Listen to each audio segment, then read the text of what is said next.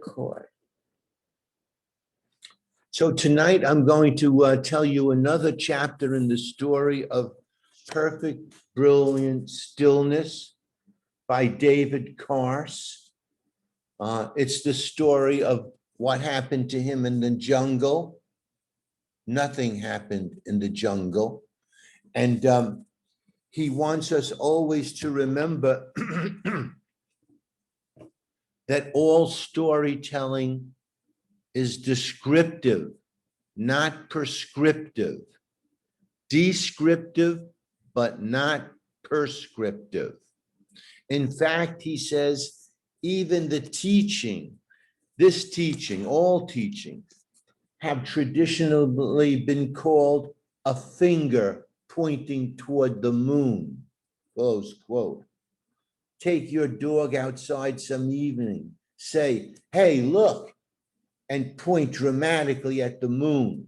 Your dog will most likely stare expectantly at your finger. And while that shows great devotion and is quite endearing, it demonstrates a basic lack of understanding of any ability to see beyond. Fixating on the story or elements of the teaching or practices of a guru or a teacher or spiritual experiences is staring at the finger, unable to realize that these are only pointers. None of these things have any importance in themselves. The challenge is to look past, to look beyond them, to see at what is being pointed toward.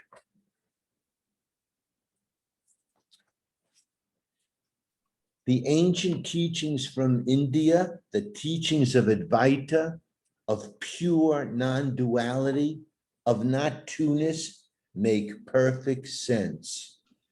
They make sense because at night in the jungle, in a bamboo hut in a native village in the Amazon rainforest, hundreds of miles from any road, in the dark, in the torrential tropical downpour, amid teachings and teachers, very different but exactly the same, I wake up from a dream. I lie naked in the naked presence, and there is nothing else. This is not even me lying naked.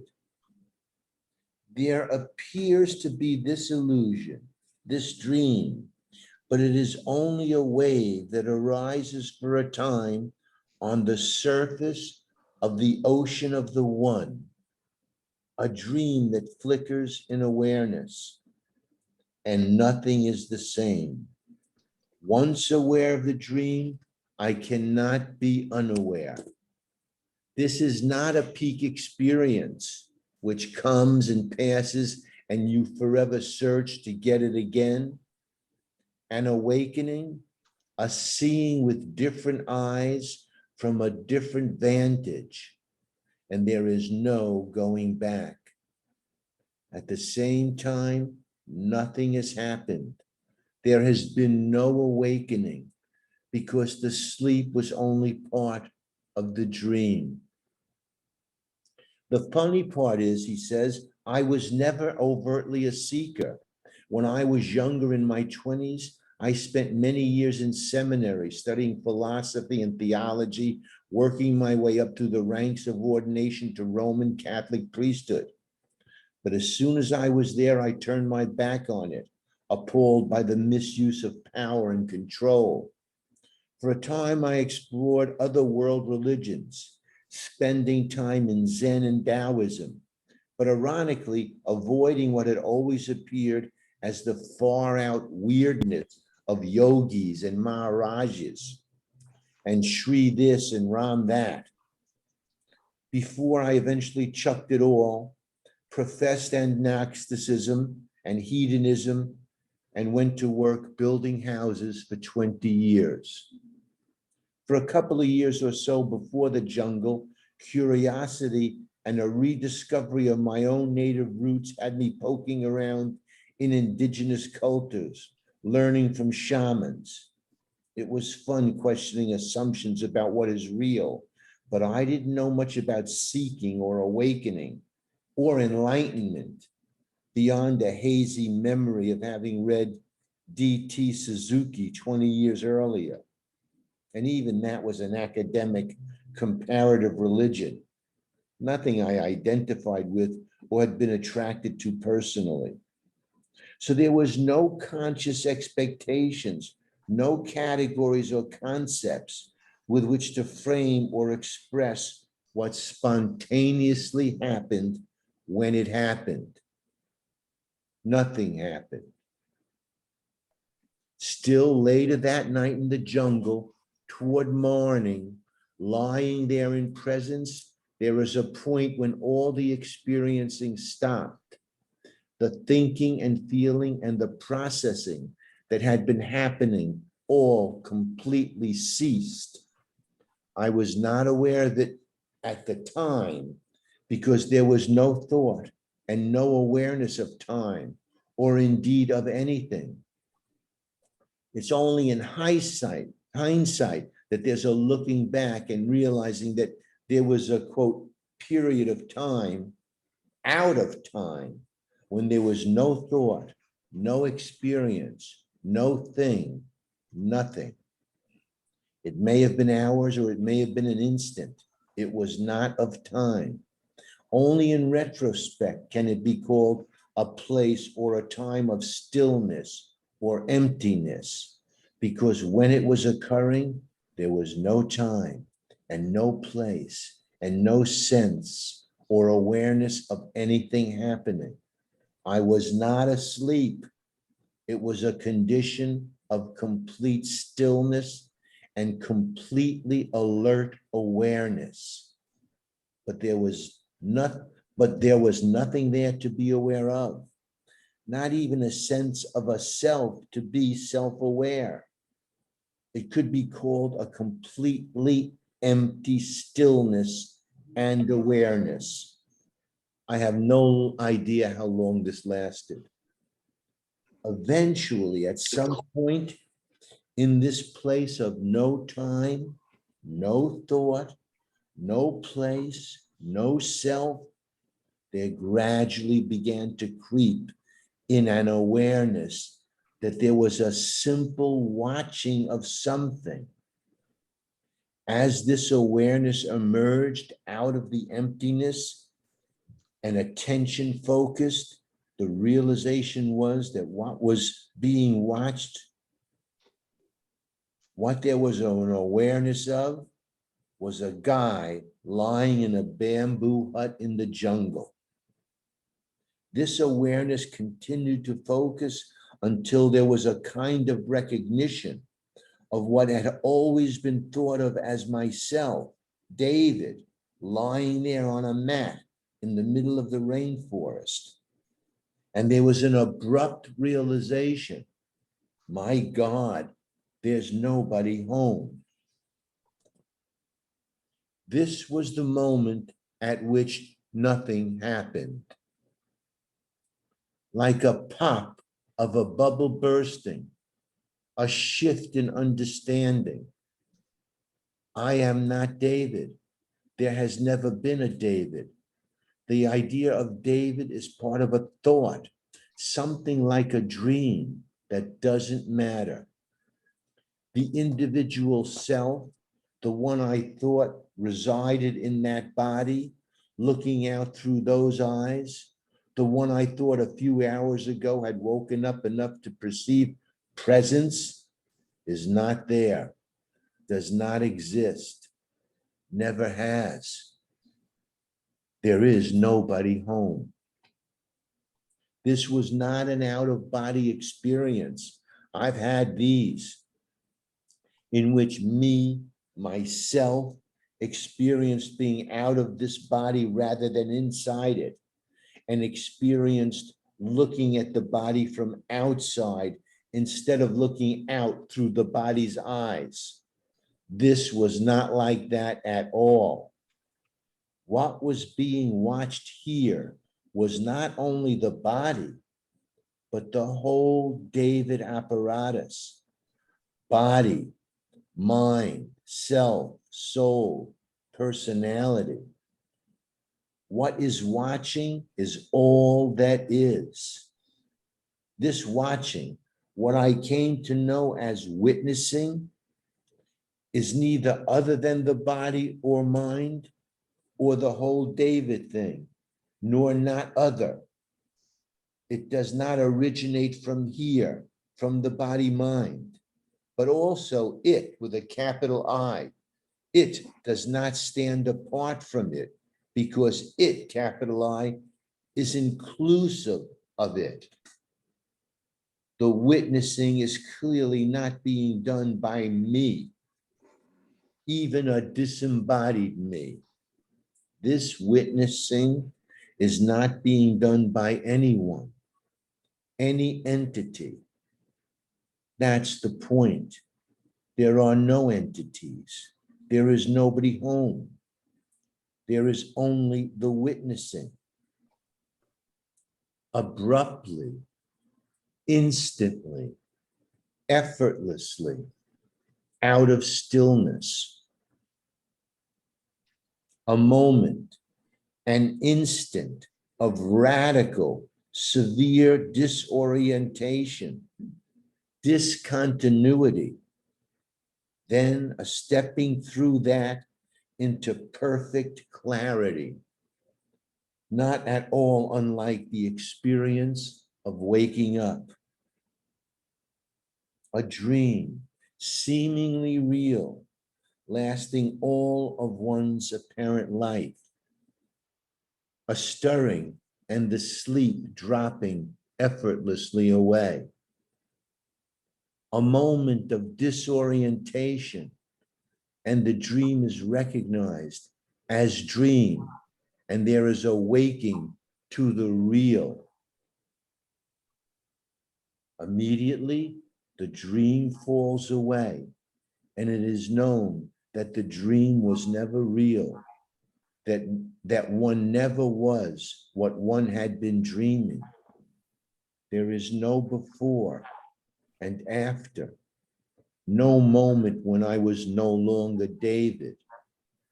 This is the gateless gate, only the seeing that David never was. As near as can be said, the perception now is that there is no me, no David, and I is that which has never not been all that is. Always everywhere, perfect, brilliant stillness, and no thing which has no name, continually outpouring, seen now, always, not as from this body-mind thing.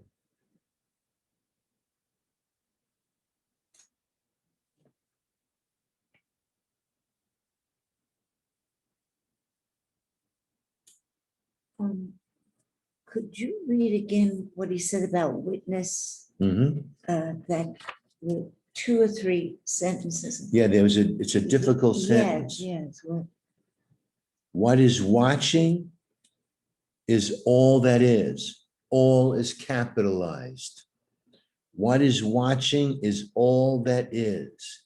The watching, what I came to know as witnessing, is neither other than the body or mind or the whole David thing, nor not other. It does not originate from here, from the body mind, but it does not stand apart from it because it is inclusive of it. right. The witnessing is clearly not being done by me, not even by a disembodied me. This witnessing is not being done by anyone, any entity. That's the point. There are no entities. There is nobody home. There is only witnessing.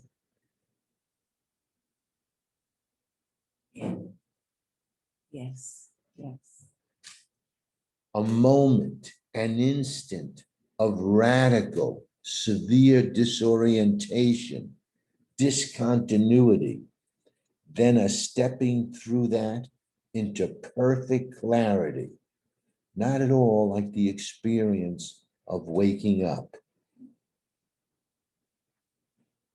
And the sense, and I, is that. As near can be said, the perception now is that there is no me, no David, and I, capital I, is that which has never not been all that is. I have never not been all that is.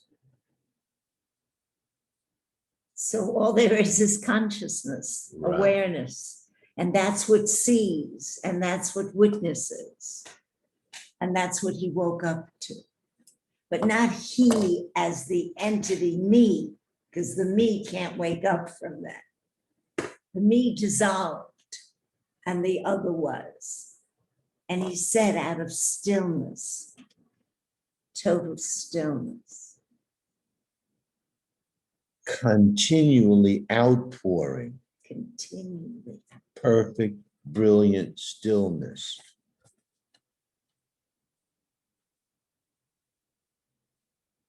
The constant outpouring of the brilliance, which is Sat Chit Ananda, beauty, love, compassion, bliss. It all just is in love.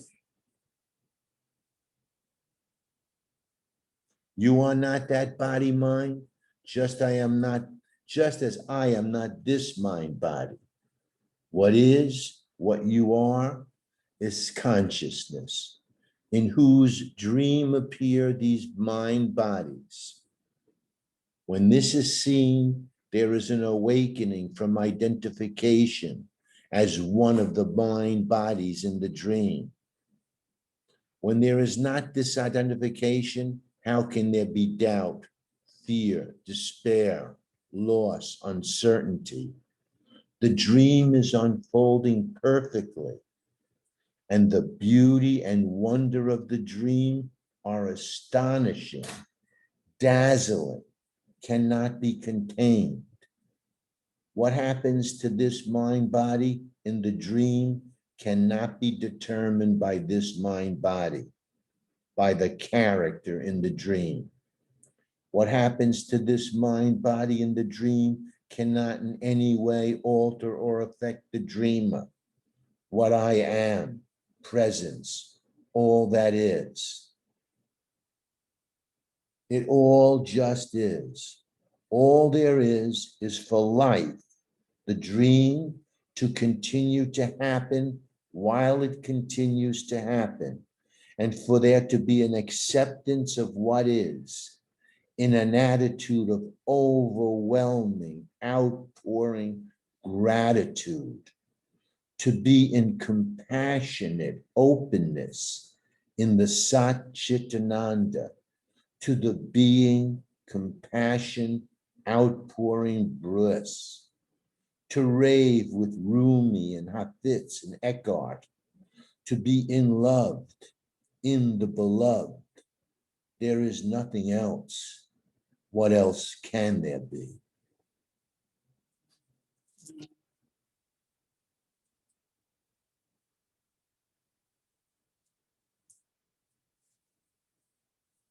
So you know he means Meister Eckhart. Yes, of course, Meister Eckhart. Um, What Eckhart did you? no, because some people think Eckhart.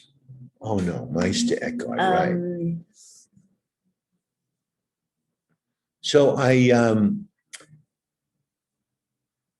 dare I say, I find it inspiring. Yes, I think there's a danger in making that a goal, because then it's the me that's again forming an image and trying to make that image be. I think it's beautiful to know that someone woke up, and more than someone, um, there are no someones, there is just this dream. But in these characters in the dream, be they Meister Eckhart or Ramana Maharshi or Jesus, or even many people say Walt Whitman. It's wonderful to know that some dreamed characters woke up to their true nature. But I think it's also important that we realize, what is it that's keeping us asleep? And I think what's keeping us asleep is this identification with this body mind and believing in the reality of a separate individual me. And it's hard not to, because we are separate bodies in this dream. But the essence of us all is this consciousness, this awareness that's streaming through each and every one of us. However, this sense of me is very, very strong. And we've been conditioned to it from childhood on. However, because we are all fundamentally this non-conceptual awareness, we can shine a spotlight on that. So every time we're lost in this me, we can become aware of that and pull the plug on it. By seeing it, just by the witnessing of it. You know, the seeing is the doing. The seeing is the doing. There's no one that does anything. It's the apperception, the direct seeing of the workings of this ego, this me, that keeps us locked in identification.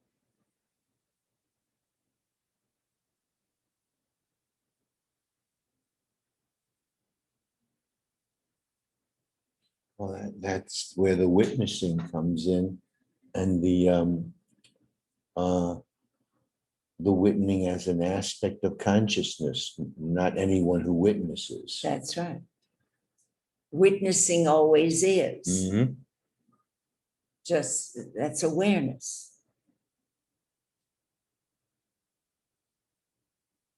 Any thoughts as I was reading this that came up that you would like to share? Touch anything in anyone?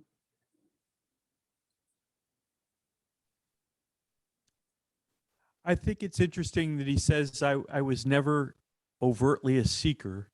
Mm. And then he goes on to say he was in the seminary, he studied philosophy, theology. You know, he goes on to talk about these different things, and then he was in the Amazon, you know. I just thought that was, interesting. Well, Chip, don't forget, he said that there was a 20-year hiatus between when he was in the priesthood and was doing some of the spiritual explorations or studying comparative religions. And then, Right. And he said, and during that time, he was a very unhappy individual, and you know, had 3 failed marriages and was going from therapist to therapist and struggling, was a struggling soul, so to speak, I think he says. And then he just happened to get into his own personal identity story about having some roots in a Native American community, and that led him. But clearly, he had some inkling of Well, it's a calling. Yeah, a calling, right. That's why we're all here tonight. There's something that calls.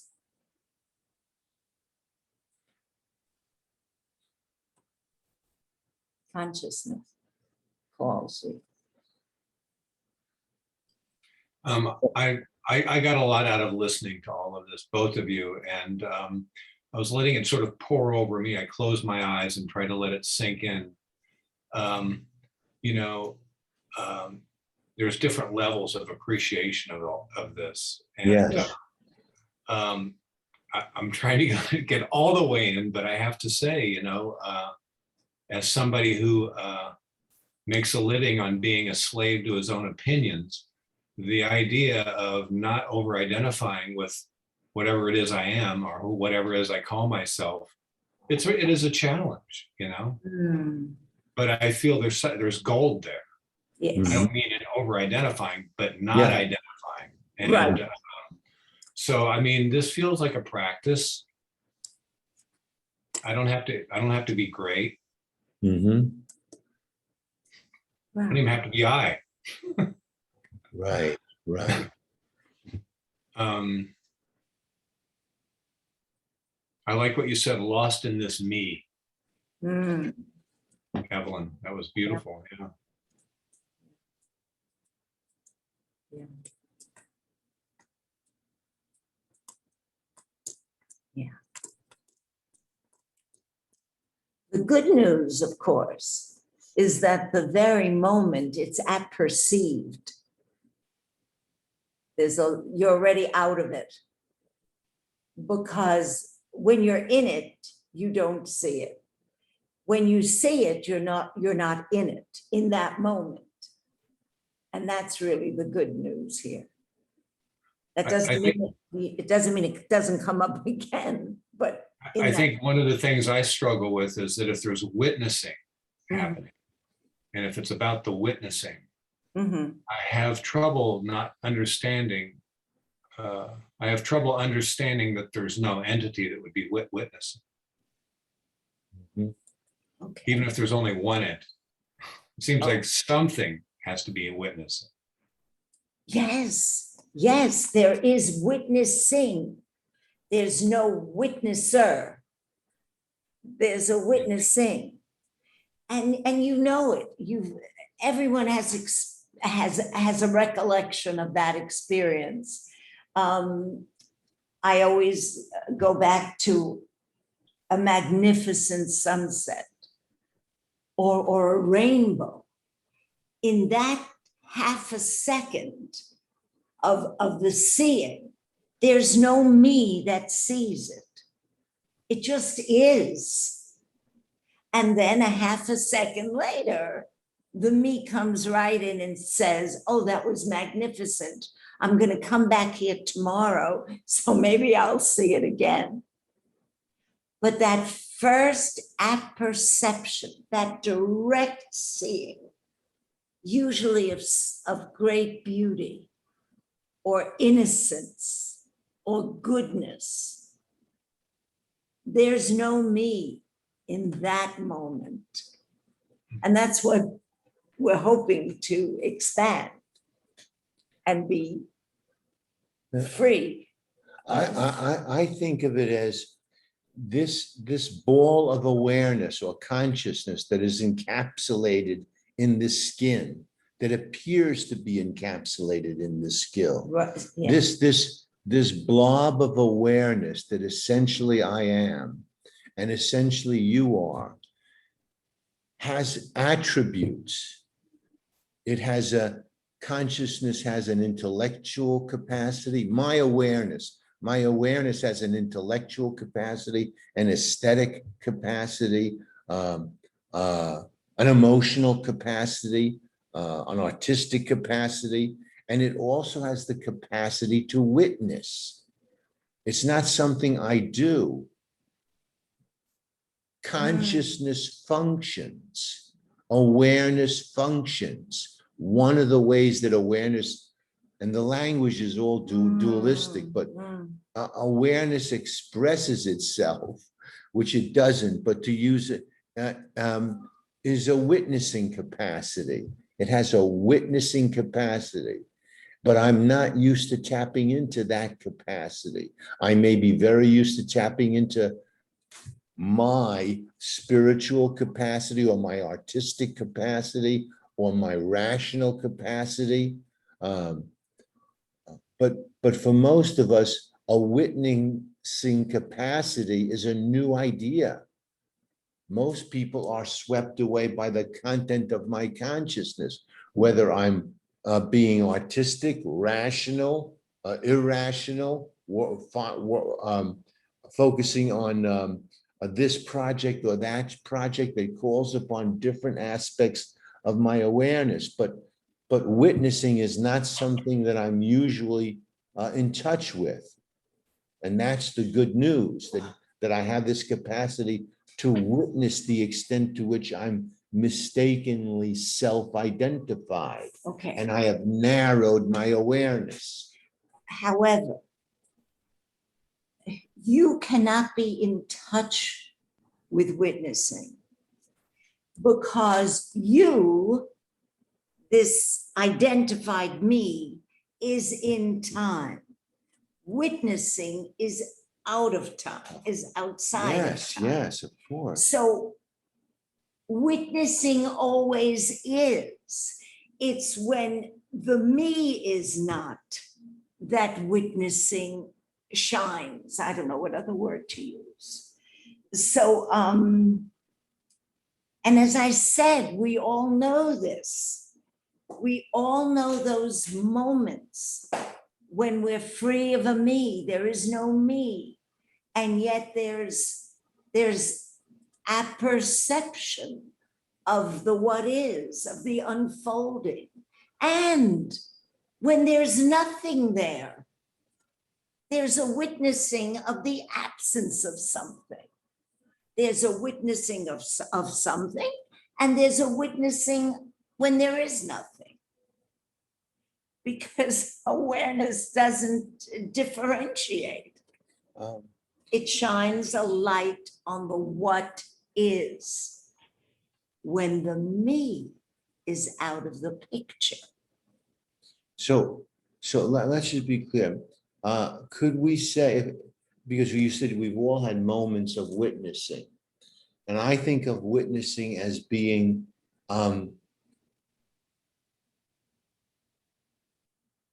my moments of experiencing witnessing, and I'd like to hear how everybody else experiences it. I experience it most vividly as perception without the movement of thought. Okay. Right? Yes. If I'm sitting down by That's the pool and I'm just there and perception is happening, but I'm not commenting on everything that I see. If I'm not making judgments or conclusions, right? And I'm not projecting ahead or looking back, if I'm there just with pure perception without concepts, then that's a witnessing moment. Yes. Yes. Would you say that witnessing ends when the minute you put it into words? I mean, you're seeing, you're witnessing. Yes, of We're course. witnessing all the time. That's it. It doesn't end. Well, I mean, it's not something that you have any choice of. You witness, but for me, and the way I understand it, you see that beautiful sunset, like you said, you're seeing it. The minute you start translating it, the minute the eyes start translating it, and you put it into words, the thing goes on over here, that's it, the witnessing ends. You're no longer witnessing now. Now you're translating what you're seeing through the eye. Well, yes. The eye is describing what's being seen, and it's no longer witnessing. Yes, as soon as there's The observer looking at the observed. as soon as Right. there's a movement of thought, Right. you are Right. no longer witnessing. That's it.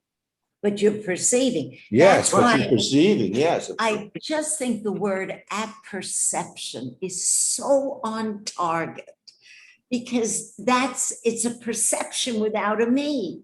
It's the perception without the movement of thought. Okay, well, you've given it that definition. No, I think that is the definition. Well, I don't know if you look up a dictionary of apperception, it's not gonna say perceiving without a I me. think it's, well, it's a direct perception with no interpretation. Anyone else, what, yeah, go ahead. What's your experience of witnessing, so to speak? I'm sorry, your name? Oh, am I, yeah, I am sliding in a different way. I think it helps never to say my awareness, That's right. Of course, because when we're talking about awareness, if there's awareness of the sunset right here, this awareness is no different from anyone else's awareness. So we can't Correct. say my awareness or her awareness or his Right. awareness, Correct, correct. because we're in a field where there's only awareness. that's right. So if we're using the word awareness, like I'm really aware of that electrical bill right there, I'm conscious of that electrical bill. That's me and my bills. Right, But if we're talking about a moment of being struck by the moon, struck by a face of a beloved, or struck by the sunset, that awareness is no different from the awareness that everyone has had. There's absolutely. no difference. That's right. That's, awareness is not personal. It's impersonal. Yeah. And that's tricky with the word witness, because it's so easy to say I, and then as if you're the puppet master here, Mhm. now Yeah. I'm witnessing me. That's, Many wise men have warned about the use of the word witness, because if you're witnessing, you think, oh boy, I'm taking the next step, but Right. boy, it's really just a baby step. Right, I think Kevin's onto something with that idea of actually witnessing, this idea of witnessing. And I think what David Carse was talking about this, he's saying there are no entities. And so in other words, there's no separate self. But if we have consciousness, there is the self with a capital S. In other Yeah. words, it's not differentiated from anything. It is no thing. right. But that self with a capital S is what is what has consciousness. It is what is aware. And so I think witnessing has a value, because I think when they're talking about witnessing, what they're saying is, as you were talking about earlier, Evelyn, there's no me in that situation. There's no separate self. Right. And I think when the notion of a separate self is not there, then that's all there is witnessing. And I think David Carse points out that he uses those words like entities and things. So in other words, there is no other. right. There's only the That's- self with a capital right. S.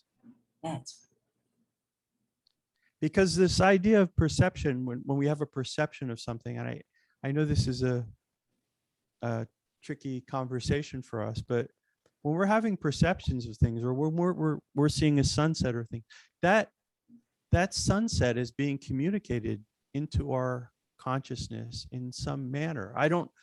Maybe at some point we have to decide what we mean when we say the word thought or thinking, because I think thought and thinking can happen without a me. And I think when we have that awareness of a sunset, or that's being communicated or being transferred through the vibration of thought. But again, I think thought's one of the tricky words here that we Yeah. get kind of trip over all the time, because I differentiate it by saying egoic thought, Mhm. because egoic Okay. thought implicitly invokes this separateness. Right, But this whole Advaita Vedanta, not two, is very powerful, just with that Yeah. notion that there is the self with a capital S. That's Well, why well- they use the word witnessing. And in that context, I think it has value. Well, Chip, you could say cognition is an aspect of awareness or an aspect of consciousness, just like it has other aspects.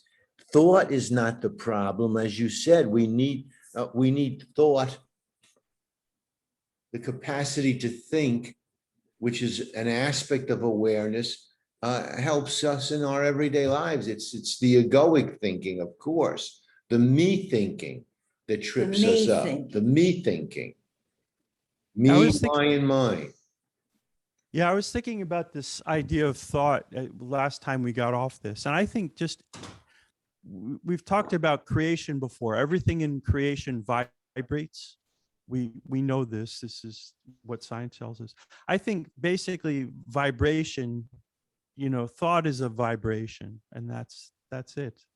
And so, yeah, again, if we can get rid of the separate self, if we can get rid of the egoic thought, then we're basically in that state where there is no thing, there is no other, there is only witnessing. That's right. That's right. So that sunset is no different than that which is witnessing that sunset. It's all consciousness. And that's what he means when he says, all that is. Yes. Don't you just Right. love that phrase? All Yes. that is. I think that's just right on. And all that is constantly outpouring in perfect, brilliant stillness. That's the one without a second. Yes, I agree, Abby. Absolutely. Yeah, well, all that is that concept has no time. That's right. That's right. Which begs the question, which means it's always moment by moment or instant by instant. And in the instant, the ego doesn't exist. It only exists when you think about it, and the thought comes from memory. So that thought comes from the past. It's not the present. In the present, you can't be in thought, you're in the present. And that sort of eliminates the ego, but the thing that I see in myself is that okay, I see that instant and so on and so forth, but then it's recorded in memory. Everything that happens to me, all of my senses, one way or another, they get to a certain degree recorded in memory. All my experiences, everything that happens to me is recorded in memory. But Ugo, not everything. I mean, we don't remember. Look at the thousands of moments we've already lived, and who remembers everything?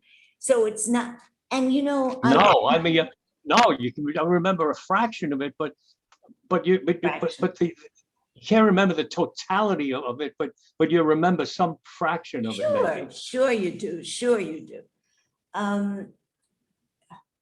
I lost it. It came and it went. I just want to say in relation to what you were saying before,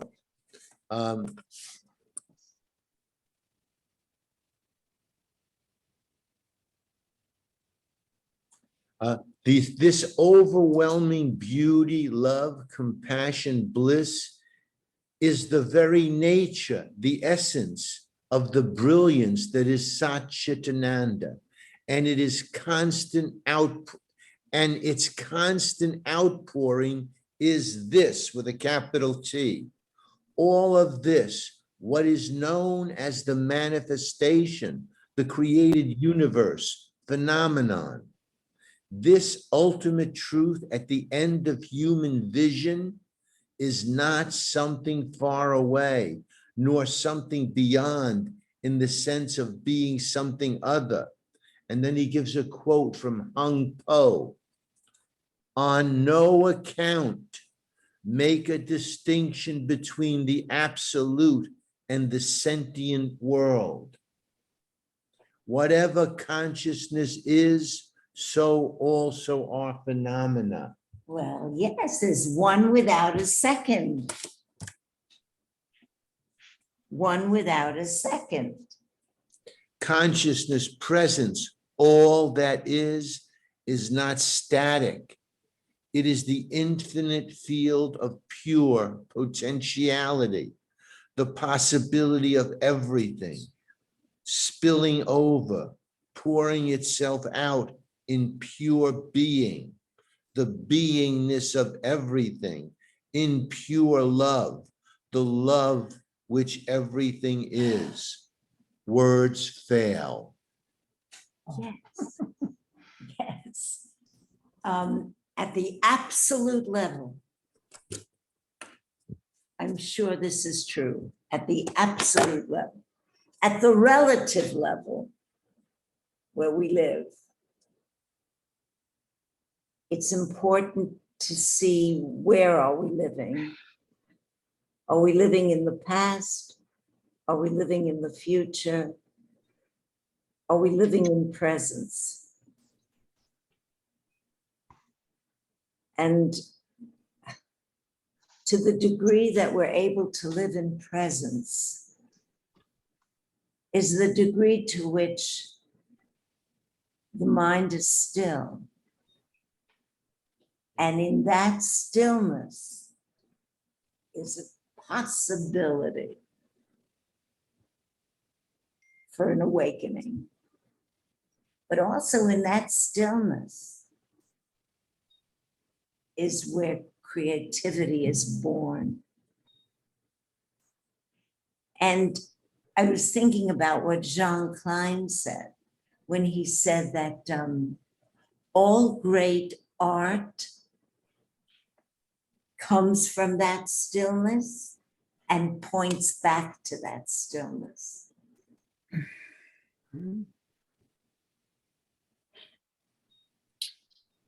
I heard a quote once that sort of addresses this, and I always thought it was attributed to Jackson Pollock, but I think it might have been Hans Hofmann. I'm not sure. It was some painter.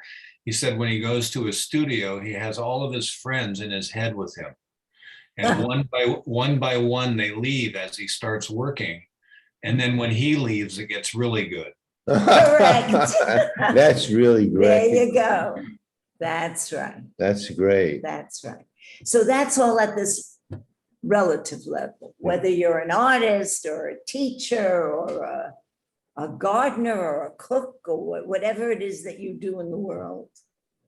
Hollywood, you want to say something? I do, yeah.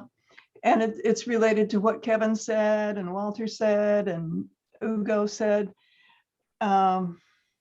And I had the great fortune of sitting with Jean Klein dozens of times. And one thing that was true of Jean was people would ask him a question and he wouldn't answer for the longest time. I know. Because, and this is about what you said, Ugo, you know, that all words mean that you stop. I think that that's true for most of us most of the time because we're putting forth what we believe is true. And we don't wait for the Holy Ghost, as Jesus Christ said, wait till the Holy Ghost moves your tongue, because words are part of consciousness too. Yes. And words connect us to one another. Words can be beautiful, but only if they come trippingly on the tongue. Yes. And not if we're forcing an idea, you know, like we Right. know who we should hate, or we know who we should Yes. love, or we know what we should say about Advaita, or we know what Right. you know, that those are all from the past. And that's what we're trained Yeah. to give. That's right. And we must learn to wait like Jean Klein did until you need to say something. Not until you need to say, it's not a need. It's No, that the words come forth. Yeah. that's right. That's right. Well, I know Jean once told us that when the personality is needed, the personality appears. And when it's not needed, it just isn't there. And that was true of him, right? Mhm. That was so true of him. Kevin, I love that when I leave, it gets really good thing. That was awesome. And there's a quote by Aaron Copland, the composer, said something comparable to that, which is somebody asked him where his composition comes from. And he said, I'm not sure if it's subconscious or super conscious, but what I'm absolutely sure of, it's not self-conscious. That's right. It's kind of a That- comparable thing. That's And Evelyn, before when you were saying about an absolute level and a relative level, we're living on both of those, right? Because we're in the Correct. dream, which is our relative, but our absolute level, like Soren, I'm sorry, is that your name, Soren? Yeah, like Soren was saying, that absolute level is always available to us if we'll just allow ourselves to have access to it. absolutely. Yeah, so I have to go, but thank you so much, guys. This was a real treat. Oh, Okay. good, Chip. Hope we'll see you Thanks. next week. Yeah, great. Thank you. Good night. Bye, Walter. Bye, everyone. Yeah. Same Good time and night. place Night. Yeah. Good night. next week. Okay, guys, we'll Okay. call it a night. Thank you. Thank you you. all Thank you. so Great to see much. everyone. Thank you. Thank you. Thank Sorry for being you. late. That's okay. Bye-bye. Ciao tutti, huh? Ciao. Ciao.